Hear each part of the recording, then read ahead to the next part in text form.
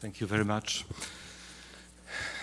Dear organizers of International Symposium, the Hizmet Movement and Peace Building, dear fellow speakers, ladies and gentlemen, before I begin with my paper, The Resolution of Conflicts and Building Unity, Fethullah Gülen's pedagogical proposition, I wish to express my sincere gratitude to the organizers for inviting me to the symposium. It is a great honor for me to take a part in this unique international meeting. Thank you very much. And now I shall begin with my presentation.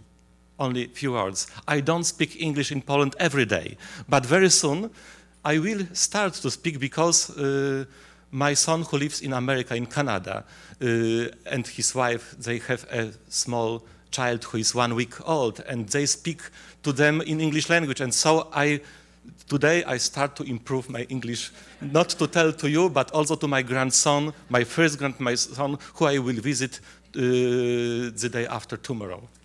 And then I go to my presentation.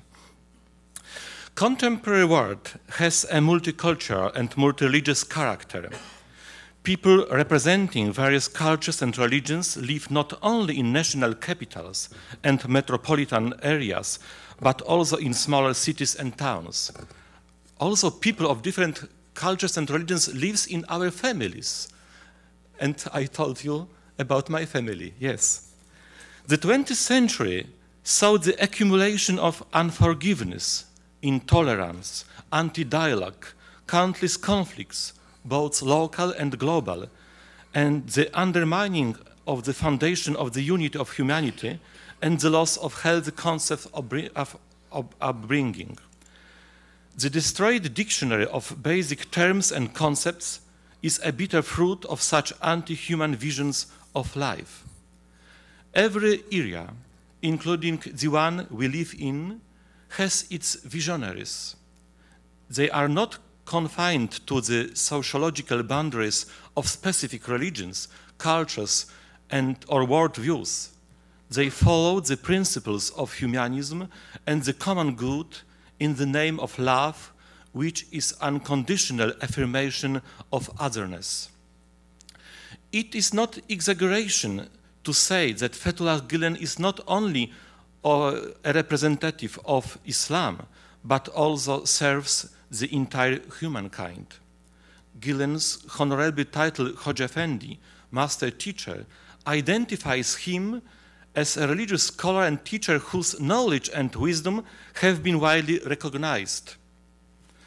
Various circumstances and situations have prepared Gülen for his mission, and his life of work are the best proof of that. He followed the principles of the spiritual patrons, great thinkers who served God and people in everyday life. The Turkish thinker also has an impressive body of writing. Many of his publications are devoted to education and resolution of conflicts and building unity. The ideas initiated by Gülen have been adopted by the Gülen movement. Hoca Efendi is an educator who implements the precepts of Islam in his life's mission, with a conviction about exceptional character of his religion. On the one hand, he is not afraid to describe it as the best among the existing and possible systems of belief. On the other hand, he shows respect for the followers of other religions, similarly to John Paul II, who was open and well-disposed to all people without exception. The most important precept of Islam is the belief in one and only God. Love and morality plays a central role in everyday life. Gülen stresses the special significance of the latter in the process of education. Education for reconciliation of science and religion. The resolution of conflicts and building of unity should take place at the level of the science-religions relationship. The conflict between science and religion reached its zenith towards the end of the 20th and turn of the 21st century. Hoca Efendi believes that the conflict between religion and science can be resolved by education that should be conducted in a new way. The combination of religious and scientific knowledge will create a generation of noble, enlightened people. Their hearts, Gillen argues, will glow with religious knowledge and spirituality. Only such people will be fully aware of the reality and processes taking place. Thomas Michel writes in Fethullah Gülen's As Educator article. The Turkish thinker resolves the conflict between science and religion by evoking the Quran. This holy book provides incontrovertible evidence of the harmony and cooperation between religion and science. The Quran offers a solution to the most difficult disputes and dilemmas, both religious and scientific. According to the Holy Book of Islam, the above conflict is fictitious. The Quran, Gillen argues, is the universe codified and recorded in writing. In its authentic meaning, religion neither contradicts science and scientific work, nor does it impose any limitations on them. Gillen writes in Education from Cradle to Grave. Hoxha Effendi does not limit himself to presenting his thoughts on the reconciliation of science and religion. During his historic visit to Vatican in February 1998, Fethullah Gülen presented Pope John Paul II with a letter with an invitation to work for the reconciliation between religion and science. While working for this reconciliation, one should pay attention to the sovereignty of the individual. In the name of science and religion, one should courageously oppose the violation of the fundamental human rights to be born, to live, and to die a dignified natural death. Matters of the heart can only be handled by someone who has sorted out their inner self, one who knows that science does not contradict religion and vice versa. The reconciliation of science and religion, religious freedom, the right to live and the right to die, a dignified death, and protection of human life in general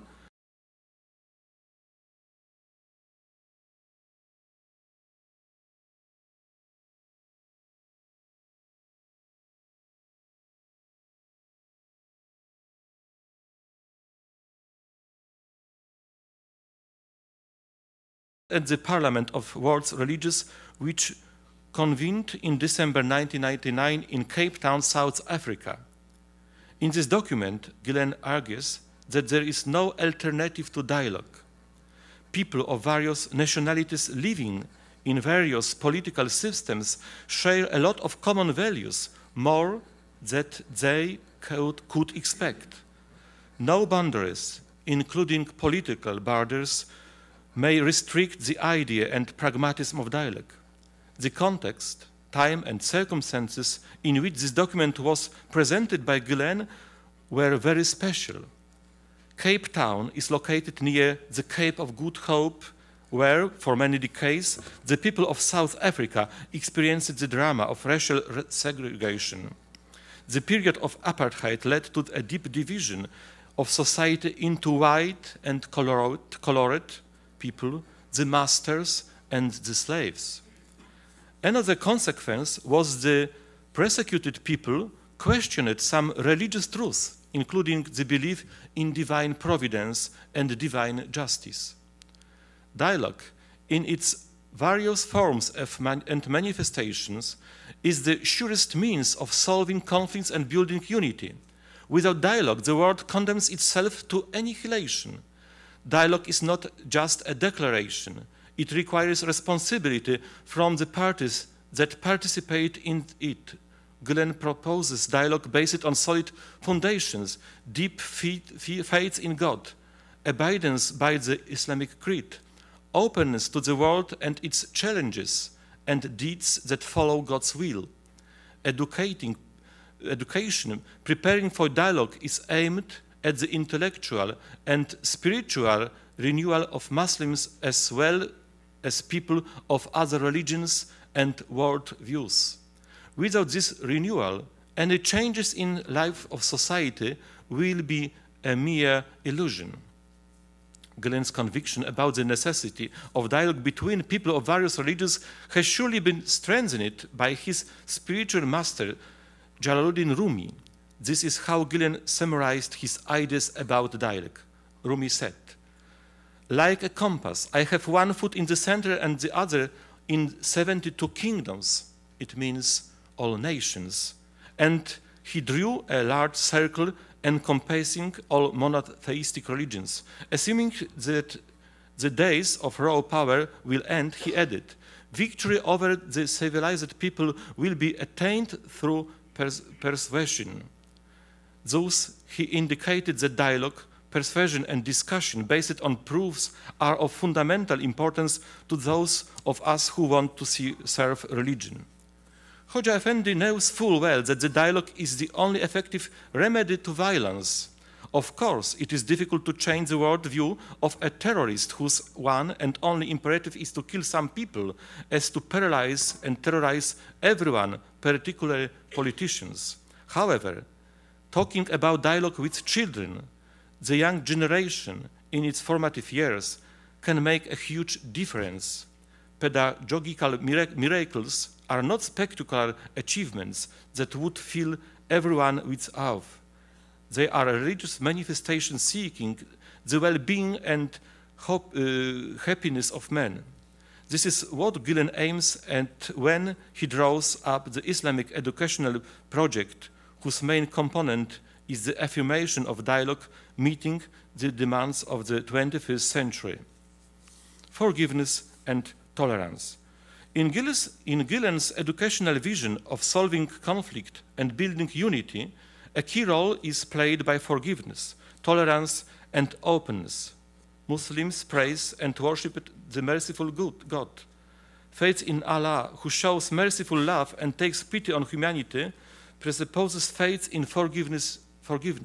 God worshipped by Muslims forgives human beings for their sins and evil in general, as long as they demonstrate contrition and repentance. According to Gilen, forgiving is much greater an attribute and virtue. Forgiveness is not separate from virtue, which is a permanent human inclination to do specific good. Both are interrelated. When explaining the methodology of forgiving, Gilen quotes the well-known adage, also known in the Christianity world, "To err is human, to forgive divine." When we receive forgiveness, we ultimately become a new being, a new person. We repair our life and revise our past ignoble behavior. Tolerance is a manifestation of openness to the otherness of another individual and group, including the adherents of other religions. This openness should not imply rejecting one's own creed and ethos of one's own group. Someone who is truly tolerant is aware of their own identity and value and is not susceptible to manipulation. Someone involved in dialogue should get others involved in dialogue as well. We can be truly human, Gilen claims, only when we learn, teach others, and give others an inspiration. And last 3 sentences. Gilen's path is a path of John Paul II and Benedict XVI. Gilen's path, the path of respect for universal human values, religious freedom, truth, good and beauty, forgiveness and tolerance, is the same path that was followed by John Paul II and Benedict XVI. The problems in education appearing in Gilen's teaching coincided with the subjects taken up primarily by John Paul II, but also Benedict XVI. The interface and intercultural work of these 3 men of good representing 2 sisterly religions, Islam and Christianity, is truly impressive.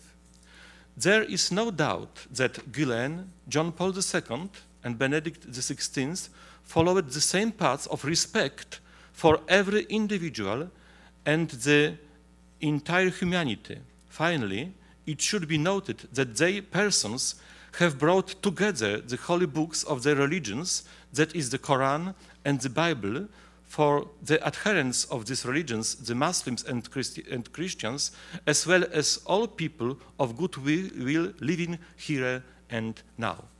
Thank you very much for your attention.